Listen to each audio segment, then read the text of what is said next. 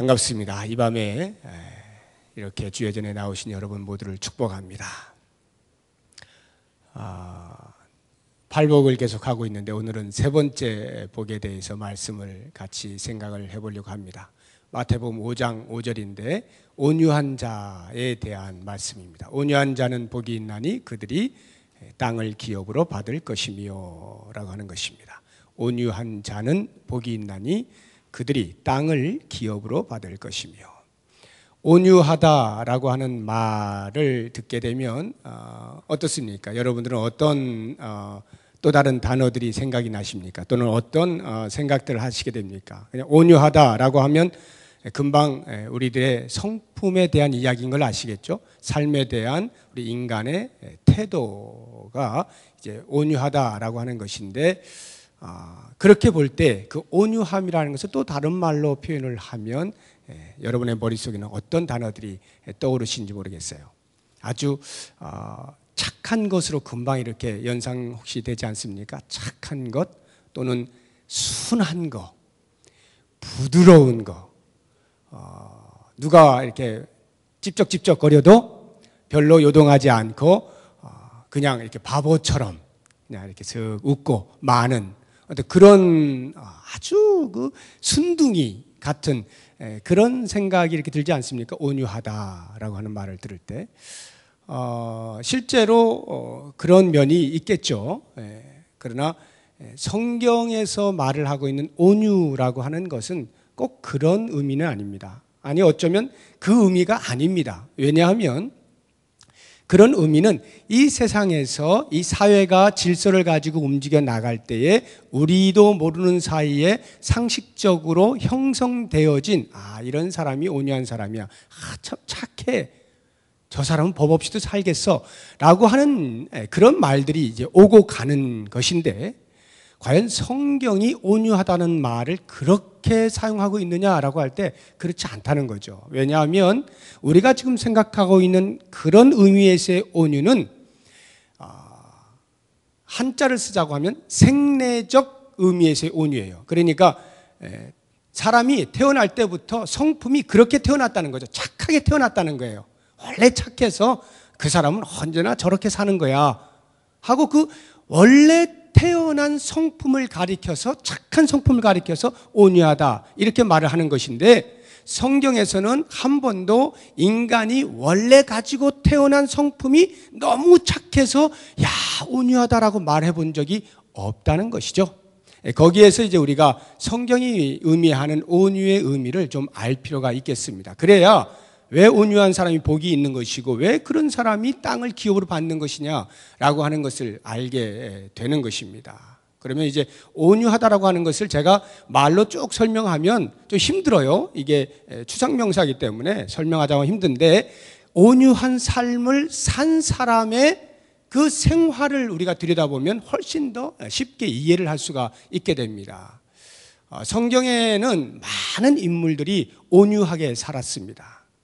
그런 가운데 오늘 제가 한 몇 사람 정도만 여러분과 함께 같이 살펴보려고 하는데, 가장 대표적인 사람이 누굴까요? 성경에서 직접 이 사람은 온유한 사람이요 라고 말한 사람이 누구죠? 누가 있을까요? 크게 얘기하셔도 괜찮아요. 모세가 있죠. 구약에서는 모세가 있고 신약에서는 누가 있어요? 물론 예수님이 당신 스스로 하신 말씀이지만 예수님도 말씀하셨죠. 나는 마음이 온유하고 겸손하다 이렇게 말씀하셨는데, 성경이 지칭을 하고 직접 대놓고 이 사람은 온유한 사람이다 라고 말한 사람은 모세입니다. 민수기 12장 3절을 보시면 한번 찾아보세요. 민수기 12장 3절을 보면 이 사람 모세는 이 사람 모세는 온유함이 지면의 모든 사람보다 더하더라 이렇게 나와요. 민수기 12장 3절 찾아보셔야 돼요. 더 우리가 봐야 될 게 있기 때문에. 자, 이 모세가 온유하다라고 하는 것이 과연 여러분은 동의가 되십니까? 모세의 일생을 살펴볼 때 참 온유한 사람이구나 동의가 되세요? 동의가 되시는 분은 왜 나는 이렇게 동의한다라고 하는 것을 한번 머릿속으로 정리를 해보시고 오늘 말씀을 같이 생각을 해봤으면 좋겠는데, 원래 모세는 온유한 사람이 아닙니다.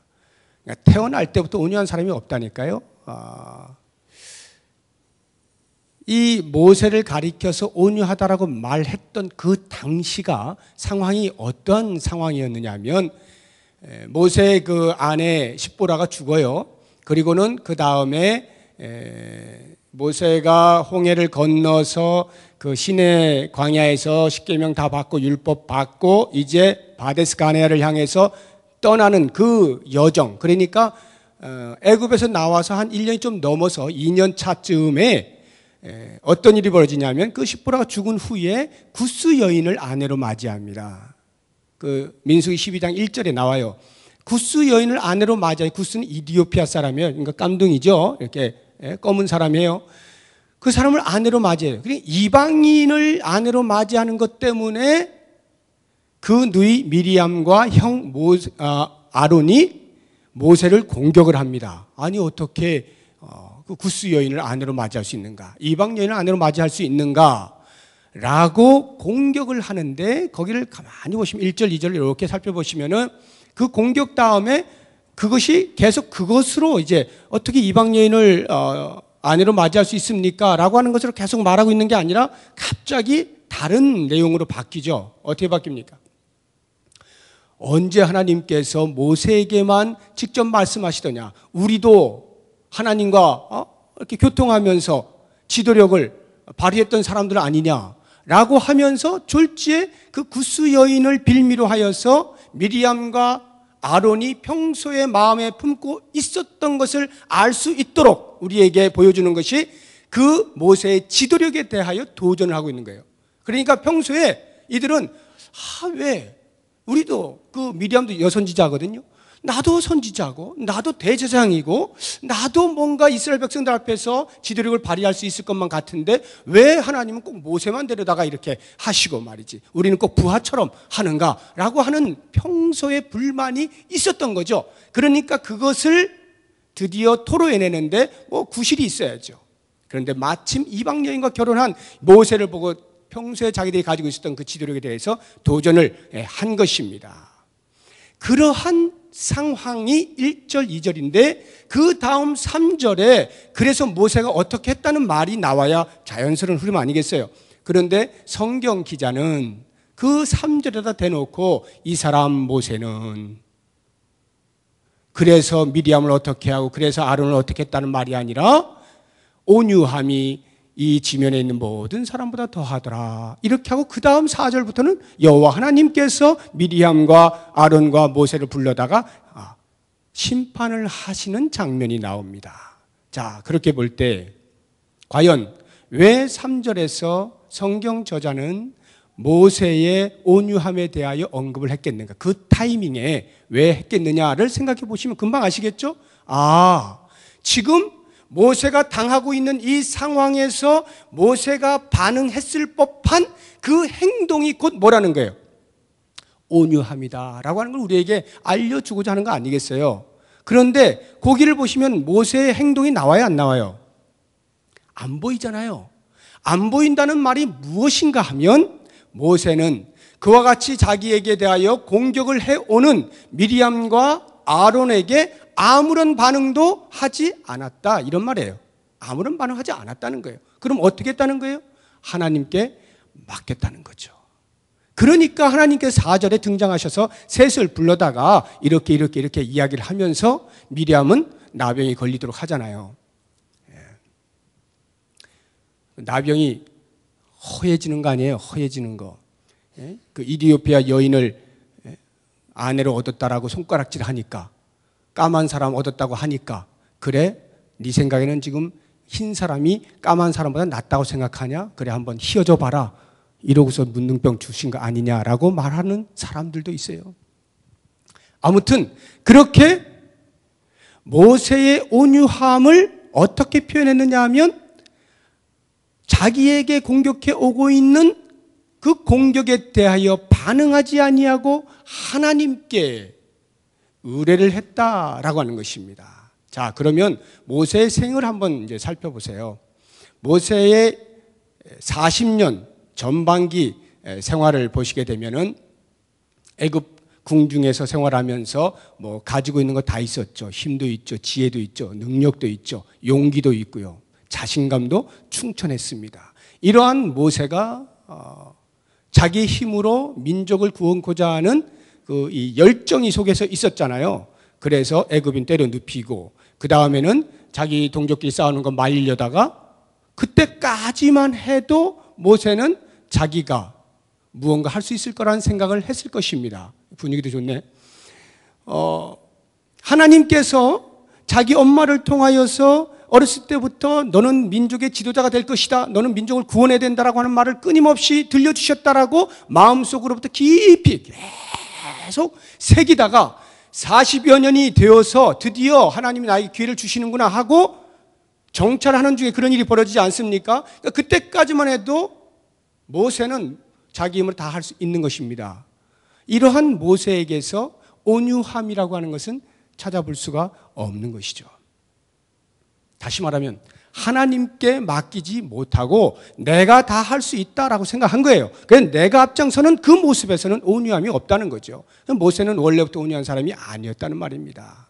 이렇게 야생마처럼 막 팔팔팔팔 뛰는 모세를 하나님께서 미디안 광야로 내보내시잖아요. 40년의 생활을 또다시 아무것도 없는 자처럼 만들어버리지 않으십니까? 바로 그 삶을 가리켜서 많은 사람들은 드디어 모세가 일할 때가 되도록 하셨다라고 봅니다. 물론 교만했던 때보다는 그런 때가 더 낫죠. 하나님 쓰시기 더 나을 거예요. 그러나 우리가 성경을 좀 잘 볼 필요가 있는데 그냥 이제 이 사람이 교만해진 것이 이제 가난해져 가지고 드디어 하나님이 완전히 납작해진 모세를 드디어 들어서 사용하시는구나 이렇게 생각하시는 것은 조금 나이브한 생각입니다. 성경을 잘 보시면요, 그것보다 훨씬 더 본질적인 동기가 있어요. 하나님께서 이스라엘 백성을 애굽에서 구출해 내시는 것은 모세가 드디어 겸손해졌기 때문에 때가 되어서 그때보다는 오히려요, 출애굽기 2장을 보시게 되면은 23절인가 그쯤에 보시면은 애굽 왕이 죽고 나서 이스라엘 백성들이 점점 더 탄압을 받게 됩니다. 그러니까 신음소리를 내게 돼 있겠죠. 신음소리가 하나님의 귀에 들리게 돼요. 하나님이 그 소리를 들으시면서 이것은 우리 인간으로 이해하게 하시기 위해서 그런 거예요. 뭐 원래 하나님 모르셨다가 그때 깨달았다는 뜻이 아니라 하나님이 이스라엘 백성들의 신음소리를 듣고는 내가 아브라함과 이삭과 야곱에게 약속을 했지, 언약을 했지, 그리고는 그렇구나 하고 드디어 하나님이 이스라엘 백성들을 돌보시니라 이렇게 나와요. 3장 직전에. 그 말이 무엇냐면 그 이스라엘 백성들의 신음소리가 극에 달하게 되니까 하나님께서 그 언약을 기억하시고 언약을 성취하기 위하여 이스라엘 백성들을 출애굽시키시고자 작정을 하신 그 타이밍, 그때가 모세는 광야에서 40년 동안 헤매고 있었던 타이밍입니다. 40년을 아무것도 없는 빈털터리로 얼마나 정말 자기 자신이 얄미웠겠어요. 뭐가 다 할 줄 알았는데 보니까 고작 자기 민족 앞에서 도망쳐 나올 수밖에 없었던 자신의 초라한 모습, 양이나 치고 있는 자기의 모습, 이런 거에 그냥 불썩 주저앉아 있는 모세를 하나님께서 그 타이밍에 불러다가 떨기나무 아래서 신을 벗게 하고는 사명을 주시는데, 모세가 드디어 하나님의 일을 감당할 만한 겸손한 상태가 되었기 때문에가 아니라 하나님께서 드디어 일하시기로 작정하심으로 모세를 부르신 거예요. 그러니까 모세는 그 미디안 광야에서의 40년이 물론 교만함이 빠져나가는 시간이었기도 하겠지만, 그래서 그 시간이 하나님의 일을 감당할 만한 조건이 된 것은 결코 아닙니다. 왜 제가 이렇게 말씀을 드리는가 하면, 성경을 여러분들이 이제 찾아보시게 되면 쭉 읽어보시면은 모세가 하나님으로부터 부름을 받죠. 80세가 되어서 부름을 받아요. 그리고는 이제 애굽으로 가라 할 때에 정말 그가 준비된 자라고 하면, 내가 40년 전에는 내 힘으로 하려고 했는데 이제는 다 내 거 내려놓고 오직 주님만 바라봅니다 하고 40년을 기가 막히게 훈련을 받아가지고 다 준비되어 있었다라고 한다면 하나님 부르셨을 때 어떻게 되겠어요? 즉각적으로 예, 하나님 알겠습니다. 제가 부족하지만 이제 주님 바라보고 주님 믿고 주님만 의지하고 제가 가겠습니다. 이래야 이게 정상 아니겠어요? 그게 훈련된 사람 아닙니까? 겸손히 훈련된 사람이죠. 그런데 성경을 보면 그렇지가 않아요. 모세는 자그마치 우리가 눈으로 잘 발견하지도 못할 만큼 8번이나 하나님께서 가라는데 안 간다고 버틴 게요. 5번을 버틴 겁니다. 가기 직전에 5번을 버틴 게요.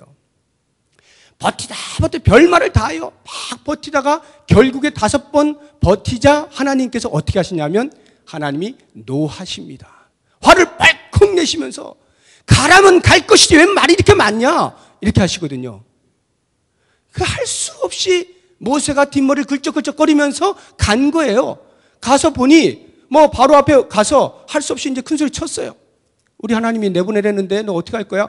그러니까 바로가 더 막 옥죄인 겁니다. 이스라엘 백성들 더 괴롭게 하고 볕단도 안 주고 벽돌 찍으라 그러고, 그러니까 이스라엘 백성들이 모세를 찾아와서 네가 뭔데 우리한테 더 힘들게 만드냐고 막 이러니까 당장에 모세가 또 쪼르륵 가가지고 하나님 앞에 하나님 보세요 이렇잖아요 하고는 또 불평하고 그러기를 3번을 더 해요. 합이 8번이에요. 8번을 계속 불평합니다. 내가 안 간다고 했는데 안 간다고 했는데. 그런 걸 볼 때 모세가 미디안 광야 40년 생활이 꼭 그렇게 잘 훈련받은 것만은 아닌 것 같죠? 무슨 말이냐면 그 40년의 생활은 그 앞에 40년이 교만하고 우월감으로 가득 찼던 그러한 모세의 모습이었다고 한다면, 그래서 온유하지 못하였다고 한다면 그 중반기의 40년의 세월은 지극히 낮은 모습으로 자기 비하로 완전히 열등감에 사로잡혀가지고 그냥 아무것도 못하는 자로 그렇게 하나님을 의지하지 않는, 자기 자신의 부족함만 바라보고 하나님의 일을 할 생각도 안 하고 있는 그러한 모습으로의 온유하지 못한 삶을 살고 있었다는 거예요. 그러면 모세를 왜 하나님께서는 그 민수기 12장 3절에서는 온유함이 지면의 모든 사람보다 더하다라고 말하고 있느냐? 그것은 80년이 지나 드디어 그 빼고 뺀 이후에 하나님이 가라 하시니까 할 수 없이 아무튼 작정을 하고 가게 되면서 하나님의 사역을 감당하게 되면서 그때부터 모세는 온유해지기 시작합니다. 그 모세의 온유함이 과연 무엇이냐라고 할 때 그것은 내가 눈으로 볼 때에는 이것이 아니다 싶은 데에도 하나님이 하라 하시면 그것을 하는 것이 온유함이라는 거예요. 지금 내가 이 일을 함으로써 하나님이 하라 해서 했는데 공격이 막 들어와요. 그럼에도 불구하고 그냥 묵묵히 그 자리를 지켜내는 것, 이것이 온유함입니다. 보세요. 이제 그러한 8번의 불평을 다 끝내고 드디어 열재앙이 지나고 이스라엘 백성들을 애굽에서 이제 출발을 시킵니다. 그래서 홍해를 건너요. 그때로부터 지금 이 사건, 민수기 12장 1절 2절의 사건이 생기기까지의 한 1년여 동안에 얼마나 많은 세월 속에 이스라엘 백성들이 모세를 향하여 공격하는지 모릅니다. 네가 왜 우리를 이끌어내가지고 여기서 죽게 하느냐고 계속 시시때때마다 계속 불평을 해요. 그때 모세가 어떻게 합니까? 또 하나님께 불평하지 않아요. 보세요 하나님 또 원망하잖아 이러지 않아요. 어떻게 합니까? 그때부터 모세가 드디어 하나님 앞에 나아가 무릎을 꿇어요. 하나님 어떡하죠? 어떡하죠? 하나님 앞에 묻기 시작합니다. 다시 말하면 하나님께서 자기의 삶을 몰아넣으셔서 하나님이 일을 하게 하셨을 때 이제 그의 마음 가운데는 내가 아니요 하나님이 하게 하십니다. 하나님이 하게 하십니다. 하나님만 의지합니다. 하나님만 붙들고 나아갑니다. 알아서 하십시오 라고 하고서는 그때마다 공격을 당할 때마다 계속 무릎을 꿇고 하나님의 도우심을 구하는 모습을 볼 수 있습니다. 그렇게 1년의 세월이 흘러 드디어 구스여인을 얻게 되었을 때 다른 사람도 아닌 자기의 형제 미리암과 아론으로부터 심각한 리더십의 공격을 당하지 않습니까? 그러할 때에 만약에 전반기 40년의 모세였다면 어떻게 했을까요? 지금 자기가 이스라엘의 영도자인데 그 지도력에 도전을 해요. 어떻게 했겠어요? 처음 40년의 모세였다면 그 자리에서 그냥 칼 빼가지고 목 치지 않았겠어요? 니들이 감히 내가 뭐 한 명을 어떤 두 명을 어떤 이방인을 어떤 뭐 이스라엘 백성 어떤 무슨 상관이야 하고는 배워버리지 않았겠습니까? 그 열정과 그 용기가요.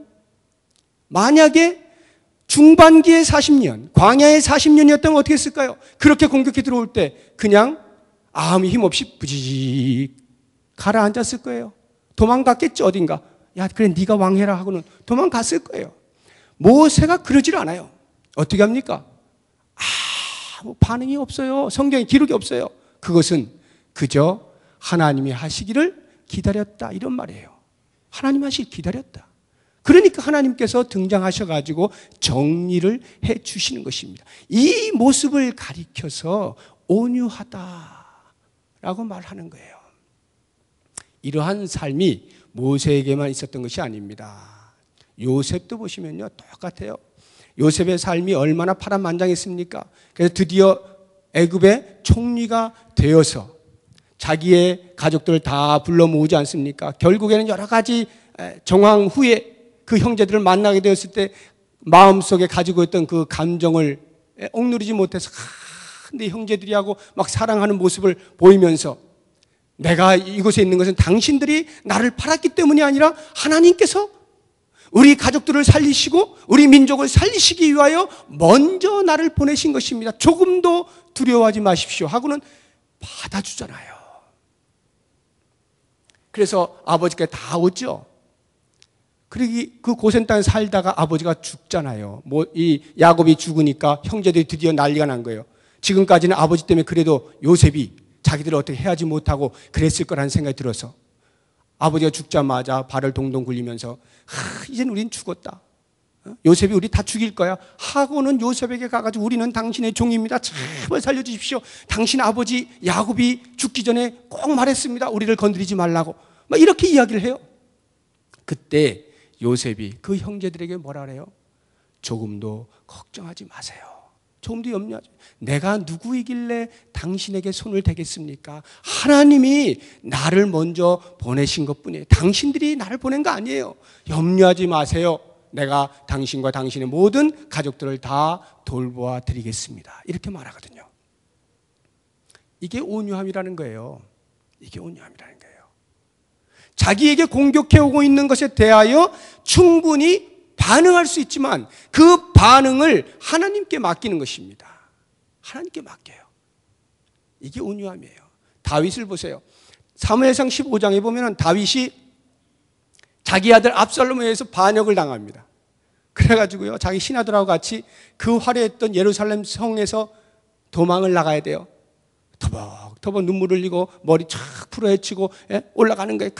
터벅터벅거리고 있는데 그 길가에서 사울의 친척 중에 하나였던 시므이가 나와가지고 그 도망가고 있는 행렬을 향하여서 저주를 하는 거예요. 잘 됐다 봐라 말이야. 너희가 사울도 죽이고 사울의 모든 일가족을 다 죽이더니 사실은 다윗이 죽인 거 아니죠? 그런데도 불구하고 다윗이 죽였다고 막 이제 하는 거예요. 그 피가 너희에게로 돌아가는구나. 꼴 좋다. 네 아들에게서 이렇게 반역을 당하니 너는 그렇게 저주를 받아 마땅해 하면서 계속 저주를 해요. 그 소리를 듣고 있던 다윗의 신복 가운데 하나인 아비새가 그 성경에 나와 있는 사무엘상 16장에 나와 있는 기록 그대로 하면 저 죽은 개가 이렇게 나와요. 저 죽은 개가 왕을 저주하는데요. 말씀만 하세요. 제가 당장 가서 목을 치겠습니다. 그렇게 할 때 다윗이 그 아비새에게 뭐라 하는지 아세요? 야, 네가 뭔데 나서니? 저 시므이와 나와 관계에서 네가 뭔데 나서? 하나님께서 시므이를 통하여 나에게 들으라고 하시는 거야. 하나님이 시므이를 사용하시는 거야. 이러면서 시므이의 그 자기를 향한 저주의 소리를 그대로 다 듣습니다. 다 들어요. 그리고 그냥 터벅터벅 계속 가는 거예요. 생각해 보세요. 자기 아들에게 반역을 당한 그 슬픔에다가 예루살렘 성을 떠나야 되는 그 처참함, 정말로 작아져 버린 자기의 모습 속에 저주까지 하는, 그렇다고 제한 못할 사람도 아닌데 그 저주를 들어가면서 걸어가고 있는 다윗의 모습 생각해 보세요. 공격해오고 있는 그 사람에 대하여 반응하지 아니하고 그 심판을 하나님께 맡기고 있는 다윗의 모습, 이것은 비록 도망가는 아주 우스꽝스러운 왕의 모습이지만 그 모습 속에 온유함이 있다는 것입니다. 다윗의 온유함이에요. 성경은 이런 것을 가리켜 온유하다라고 말하는 것입니다. 신약의 대표적인 온유함, 예수 그리스도. 마태복음 11장 28절부터 이야기하죠. 수고하고 무거운 짐진 자들아 다 내게로 오라. 내가 너희를 쉬게 하리라. 나는 마음이 온유하고 겸손하니 내게 와서 배우라. 내 멍에는 쉽고 내 짐은 가볍다. 이렇게 말씀하지 않습니까? 나는 마음이 온유하고 겸손하다. 이게 무슨 말일까요? 그냥 예수님의 성품이 좋으시다 이런 말입니까? 그게 아니죠. 수고하고 무거운 짐진 자들을 부르고 있잖아요. 거기 수고하고 무거운 짐진 자들이 누구예요? 그 로마 식민지 하에서 신앙을 지키겠다고 발버둥을 치면서 재산 다 뺏겨, 자유 다 뺏겨, 겨우겨우 근근히 신앙생활을 억지로 해가고 있는 그 사람들의 어깨에 짊어진 얼마나 많은 무거운 것들이 있었겠어요. 야, 이거 내 가족들 먹여 살려야 되는데 신앙 지킨다고 그것도 없지 뭐. 전부 다 이러한 삶을 살고 있는 아주 쪼들려 있는 사람들, 심리적으로, 영적으로, 육체적으로 온갖 힘들어 있는 사람들을 부르는 거예요. 수고하고 무거운 짐진 자들아 다 내게로 오라. 나는 마음이 온유하고 겸손하니. 이때에 예수님께서 내가 온유하다라고 말씀하시는 그 온유의 의미가 뭐겠냐고요? 그냥 착하니까 에휴 사람들이 뭐라고 하든지 그냥 들어, 이런 온유입니까? 아니에요. 그 온유란 비록 너희가 그렇게 힘든 과정 속에 있다 할지라도 너희의 마음으로부터 그들을 향하여서 어떻게 하면 내가 보복을 할까, 복수를 할까 칼 갈지 말라는 거예요. 어떻게 하면 그들을 물리치고 우리의 세계를 만들어낼까, 힘의 논리를 생각하지 말라는 것입니다. 그냥 하나님의 하신 일을 보라는 거예요. 하나님께서 어떻게 다스리는지를 보라는 거예요. 그것이 온유예요. 결국 예수님은 어떻게 하십니까? 그 온유하신 모습 그대로 십자가 앞에서 수많은 사람들의 멸시, 천대, 조롱, 침뱉음, 주먹질, 이 모든 것들을 다 당하지 않습니까? 왜? 오직 한 가지 이유 때문에 하나님의 뜻을 이루어드리는, 하나님께서 하시는 역사의 주관 앞에 내 의가 드러나지 아니하도록 나를 철저하게 절제시키는 이 모습이 온유다라고 하는 것입니다. 이게 온유예요. 우리에게 이러한 온유가 있어야 합니다. 우리가 교회 생활할 때 얼마나 온유치 못한가라고 하는 것은 우리의 모습을 보면 금방 알잖아요. 참 온유하기가 힘들어요. 누군가가 나에게 대하여 공격적인 말을 할 때 그 말 받아내기가 얼마나 힘든지 모릅니다. 네가 그렇게 했어? 네가 1로 공격했냐? 그럼 난 2다. 거의 이러면서 점점 강도가 심해져 가지고 그렇게까지 안 싸워도 될 이상한 결과까지 나타나요.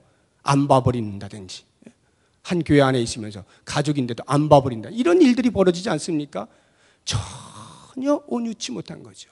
그러니까 밖에서 그 야생으로 살던 동물들이 집에 와서도 길들여지지 아니한 채 계속해서 야생적인 그러한 삶을 사는 것, 그것에 대하여 예수님께서는 온유라고 하는 단어를 사용하시면서 길들여져야 된다라고 하는 거예요. 훈련받아야 된다는 거예요. 그 야생적 기질이 길들여져서 주인이 원하는 모습으로 바뀌어야 된다는 거예요. 그걸 가리켜서 온유라 이렇게 말씀하시는 거예요. 그리고는 예수님이 그 온유한 자가 복이 있다라고 말씀을 하시는데, 복의 내용이 뭡니까?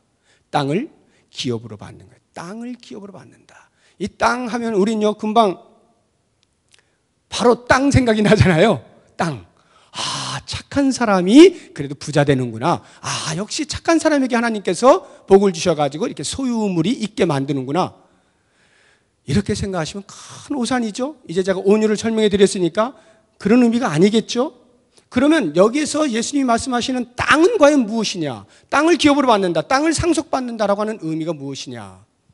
제가 말씀드렸죠. 지금 산상수훈은 그냥 듣기 좋은 말, 우리들의 삶의 윤리적으로 좀 고급스러운 삶을 이야기하고 있는 내용이 아니라 이 세상, 사단이 지배하고 있는 이 세상에 하나님의 나라가 진격해 들어와서 그 하나님의 나라의 법도가 서는 그 과정 속에 하나님의 통치는 이렇게 이루어진다라고 하는 새로운 수칙을 말씀하신 것이 산상수훈이라고 했잖아요. 그러면 이 팔복을 볼 때에도 이것이 복이 있다라고 말을 할 때에는 세상에서 이야기하고 있는 그런 복이 아닌 전혀 다른 개념에서의 복인 것을 우리가 계속 보지 않습니까? 그러면 온유한 자가 복이 있나니 땅을 기업으로 받는다라고 할 때에 이 세상의 개념은 무엇입니까? 땅은 누가 상속받아요? 땅은 누가 차지합니까? 힘 있는 자가 차지하는 거잖아요. 정복자가 쳐들어가서 땅을 이거 내 땅 하면은 깃발 꽂으면 그게 내 땅 되는 거 아닙니까? 그래서 이 땅의 역사에서는 누구를 영웅으로 칩니까? 징기스칸, 나폴레옹, 알렉산더, 시저 이런 사람들이 다 영웅 아니에요? 그래서 역사 가운데 영웅으로 등장해서 지금도 여전히 많은 사람들이 그와 같은 영웅을 향하여 달려나가고 있지 않습니까? 나도 한번 역사의 페이지 한번 써보자. 영웅 같은 삶 살아보자 하고 그런 멋진 삶을 꿈꾸지 않습니까? 그런데 과연 성경이 그런 사람을 영웅이라고 말하느냐? 절대 그렇지 않습니다. 절대 그렇지 않아요. 이 세상은 힘 있는 자가 땅을 차지하게 돼 있어요. 쳐들어가서 뺏으면 그뿐입니다. 그런데 놀랍게도 이것은 죄된 인간에게 있어서의 자연적인 현상이다라고 성경은 말하는 거예요. 그렇지 않고 원래는 온유한 자가 땅을 상속받게 돼 있는 거야 라고 새로운 하나님의 나라의 법칙을 말씀해 주는 거예요. 너희들은 그렇게 생각하지? 너희들은 힘 있는 자가 땅을 얻을 것이라 생각하지? 그러나 하나님 나라는 그게 아니라 온유한 자가 받는 것이다. 그러면 여기에서 이 온유한 자는 과연 또 무엇이냐?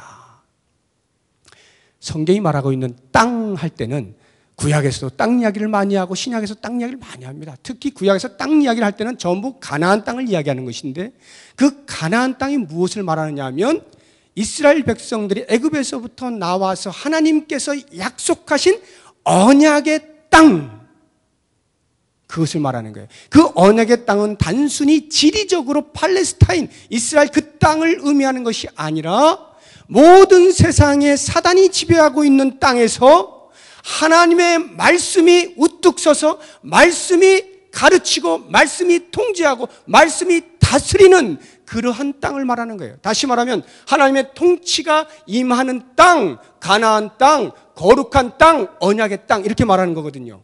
그러면 예수님께서 온유한 자에게 땅을 기업으로 주시겠다라고 할 때 그 땅은 결국 뭡니까? 하나님의 통치가 임하는 삶을 살게 하겠다 이런 것 아니겠습니까?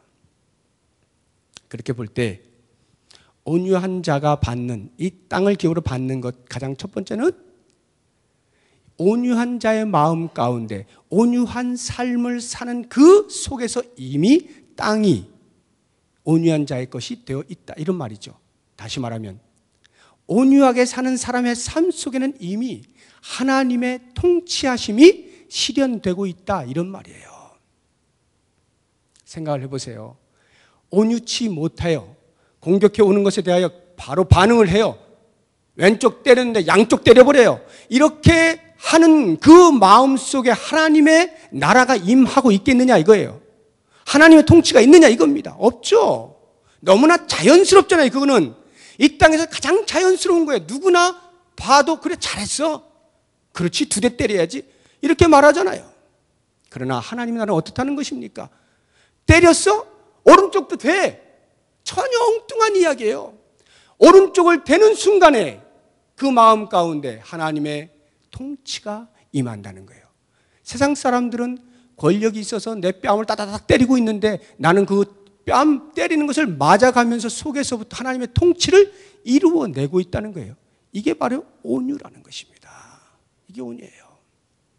온유한 자의 마음속에는 이미 하나님의 통치가 이루어진 거예요. 그러니까 누군가가 나를 욕할 때, 누군가 나를 비방할 때, 나를 막 쳐들어올 때에 그냥 묵묵히 서 계신 예수님을 보세요. 그 마음속에 이미 하나님의 통치가 임해 있지 않습니까? 그 속에 순종하고 있지 않아요? 그것을 누가 침범할 수 있어요? 누가 침범할 수 있어요? 예수님은 십자가에 못 박을 수는 있지만 부활까지 막지 못하잖아요. 내 뺨을 때릴 수는 있어도 내 속에 있는 하나님의 통치를 뺏어가지는 못하잖아요. 온유한 자가 받는 복은 이미 하나님의 통치 가운데 있는 땅을 기업으로 받는 것입니다. 이러한 현세의 놀라운 평강뿐만 아니라 실제로 하나님의 나라를 기업으로 상속받죠. 우리는 하나님 나라의 시민자잖아요. 시민권자들 아닙니까? 이미 온유한 사람으로서 하나님의 나라의 시민권자로 살아가는 삶이 우리에게 보장되어 있지 않습니까? 예수님께서 말씀하시는 이 하나님 나라의 법칙 가운데 온유한 삶, 이것은 이미 우리에게 하나님의 통치가 임한 놀라운 축복 그 자체다라고 하는 것을 말씀하는 것입니다. 이 밤에 우리의 삶 가운데에서 과연 나는 얼마나 온유함을 위하여 훈련되어지고 자기 자신을 저복종시키는가 하는 것을 좀 생각해 봤으면 좋겠습니다. 온유한 자로의 삶을 살기로 몸부림을 치는가? 온유한 자로서 그리스도를 쫓아가고 있는가? 이 부분을 다시 한번 점검하시면서 하나님께 결정을 맡기고 오직 하나님 편에 서서 묵묵히 그 자리를 지켜내고 걸어 나아가는 삶. 그래서 하나님의 통치가 내 생활 가운데서 이미 드러나고 하나님 나라 백성이로구나 많은 사람들에게 증거하며 살아갈 수 있는 놀라운 복이 오늘 이 밤에 우리 모두에게 있기를 바랍니다. 기도하십시다.